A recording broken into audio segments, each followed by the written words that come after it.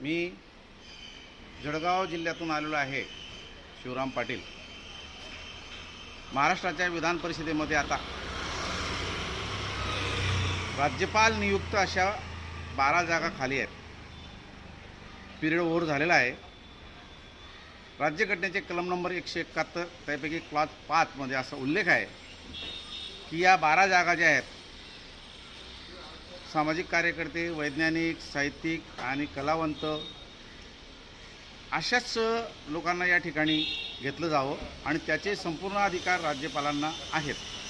आणि म्हणून मी सामाजिक कार्यकर्ता या सदरातून या ठिकाणी अपील केलेला आहे. 2 तारखेला ईमेलने माझा बायोडेटा दिलेला आहे. माझ्या कामाची पूर्ण माहितीचे चित्रणं त्यांच्यापर्यंत दिलेली आहेत. आणि 8 तारखेला राज्यपालांची भेट घेण्यासाठी मी डॉक्टर सौरभ पाटील, आमचे सावळे, एकनाथजी सावळे नाशिकवरनं, त्याच्यानंतर मुरलीधर परदेशी पाचोऱ्यावरनं, आणखी काही मंडळी आम्ही असं या ठिकाणी आलो 8 तारखेला. आणि पुन्हा आम्ही एक कागदावर निवेदन दिलं की आम्हाला भेट हवी आहे, जेणेकरून आम्हाला हे दाखवायचं होतं की आम्ही सामाजिक कार्यकर्ते म्हणून आमच्या विधानसभा परिषदेवर निवड करावी. तर या ठिकाणी आम्हाला असं कळलं की राज्यपाल महोदयांची भेट घेण्यासाठी लोक येतात जातात.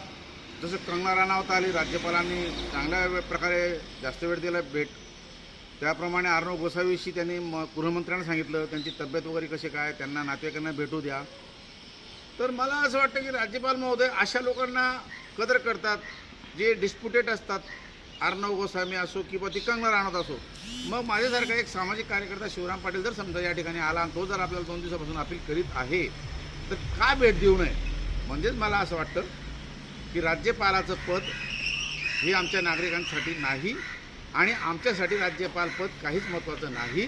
जरी ते सरकारने एवढा मोठा पैसा खर्च करून एवढा मोठा त्याच्यासाठी अनुदान देऊन या ठिकाणी महाराष्ट्रात नियुक्ती केली असेल तर राज्यपाल पद हे सांस्कृतिक कामांसाठी आहे का असं मला वाटायला लागतं. कारण कालच 8 तारखेला यांनी राजेंद्र दर्डा यांचं एक पुस्तक होतं माणुसकीची भिंत, माणुसकीची भिंत, त्या प्रकाशनासाठी यांनी 2 तास दिला. तिथं महसूल मंत्री थोरात होते, तिथं हे होते, तिथे होते. म्हणजे मला असं वाटतं की अशा कामांसाठी हे वेळ देतात. म्हणजे त्यांची सत्तेवर असणं म्हणजेच काय, फक्त एन्जॉयमेंट आहे, कार्य नाही, असं माझा एक आक्षेप आहे. आणि म्हणून मी राज्यपाल महोदयांनी मी अपील करतो, आज पुन्हा अपील केलेलं आहे की मला भेट द्यावी आणि मला आपल्याशी चर्चा करायची आहे. जर मला तुम्ही भेट देत नसाल तर माझं अस्तित्व काय या घटनेमध्ये, आणि तुम्ही मला भेट देत नसाल तर मी तुम्हाला महामहिम तरी का म्हणावं, म्हणजे हा माझा एक प्रश्न आहे. त्यामुळे या माध्यमातून माझ्या मराठी जनतेला, महाराष्ट्राच्या 11 कोटी जनतेपर्यंत हा मेसेज जावा की तुम्ही गव्हर्नर हे पद मोठं मानतात, पण मी इथं आल्यावर पाहिलं गव्हर्नर पद हे आपल्यासाठी नाही, शून्य आहे असं मला वाटतं.